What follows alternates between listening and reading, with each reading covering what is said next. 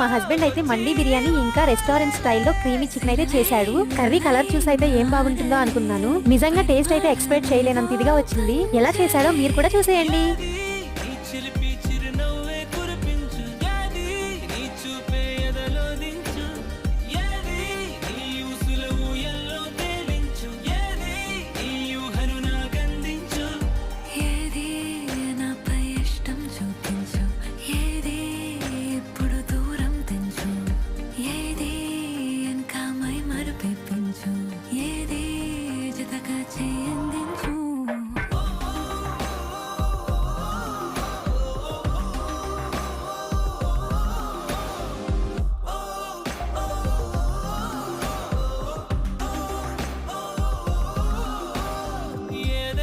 పలికే నా పెదవుల మౌనం